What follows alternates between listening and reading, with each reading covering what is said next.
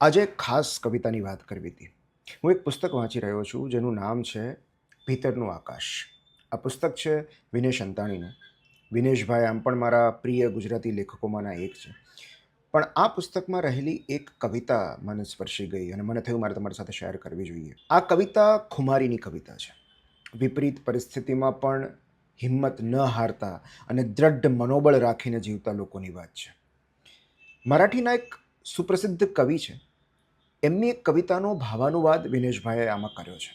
પણ એ ભાવાનુવાદ એટલો અદ્ભુત છે કે મને થયું કે આ કવિતા મારે તમારી સાથે શેર કરવી જોઈએ. કવિનું નામ છે વિષ્ણુ વામન શિરવાડકર, જેમનું ઉપનામ છે કુસુમાગ્રજ. તો એમની એક કવિતાનો સારાંશ, એનો ભાવાનુવાદ વિનેશભાઈએ આ પુસ્તકમાં કર્યો છે. અને એક એવો ખેડૂત જે પોતાનું બધું જ ગુમાવી ચૂક્યો છે. વરસાદના પૂરને કારણે એની ઝૂંપડી પડી ભાંગી છે, એનું ઘર તૂટી ગયું છે. એવો એક જણ જે બધું જ હારી ચૂક્યો છે, એ એક કવિ પાસે આવે છે અને પોતાની આપવીતી સંભળાવે છે. અને કેટલી અદ્ભુત રીતે વરસતા વરસાદમાં એક જણ કવિ પાસે આવ્યો. એના કપડાં મેલા અને ચોળાયેલા હતા, વાળ પાણીથી તરબોળ હતા. એણે કવિને પૂછ્યું, મને ઓળખ્યો સાહેબ?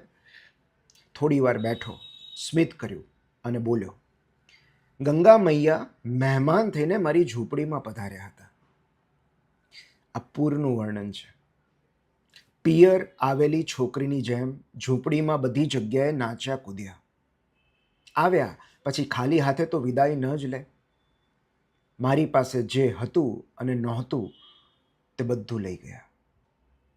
પૂરને કારણે જે તારાજી સર્જાઈ છે એનું આ કાવ્યાત્મક વર્ણન છે. ખેરિયત છે કે હું અને મારી વહુ બચી ગયા. બાકી બધું ચાલ્યું ગયું, પણ હું ને મારી વહુ બચી ગયા. ઝૂંપડીની ભીત પડી ગઈ, ચૂલો ઠરી ગયો. જતા જતા પ્રસાદમાં એ અમને આંસુ દેતા ગયા. સાહેબ, હું અને મારી વહુ લડી રહ્યા છીએ. ગારો, કીચડ, કચરો ઉસેડી ભીંત ફરી બાંધીને આવ્યો છું. આ પોતાની આપવીતી કહે છે, કવિને વેદના કહે છે. અને ગંગાના પૂરમાં બધું ગુમાવી બેઠેલા માણસની વિતક કથા સાંભળીને કવિનો હાથ એમના ગજવામાં ગયો. એને એમ થયું કે હું આને કંઈક મદદ કરું, થોડા રૂપિયા આપું. એમ વિચારીને પોતાના ખિસ્સામાં હાથ નાખે છે. એ જોઈને પેલો માણસ હસતો હસતો ઊભો થયો. એણે કહ્યું, નાના સાહેબ, મને પૈસા બૈસા નથી જોઈતા. બહુ એકલું લાગતું હતું એટલે અમસ્તો આવ્યો છું. પંચલાઈન હવે આવે છે કે ઘર તો ગયું, પણ મારી કરોડરજ્જુ સલામત છે.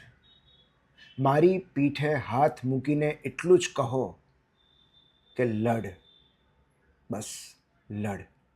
એક માણસ જે બધું જ હારી ચૂક્યો છે, એ પોતાની આપવીતી કહેવા આવ્યો છે. કશું માંગવા નથી આવ્યો, અને બસ એટલા આશીર્વાદ માંગવા આવ્યો છે કે મને એવા આશીર્વાદ આપો કે હું લડી શકું. I can fight. વિપરીત સંજોગોમાં હિંમત આપે એવી કવિતાઓમાંની એક આ કવિતા છે, જે આપણું મનોબળ મક્કમ કરે છે, જે આપણને લડવાની હિંમત આપે છે, જે વિકટ સંજોગોમાં ટકી રહેવાની શક્તિ આપે છે. કે મને તમે એટલા આશીર્વાદ આપો કે હું લડી શકું, હું લડતો રહું. મારે બીજી કોઈ મદદ નથી જોતી.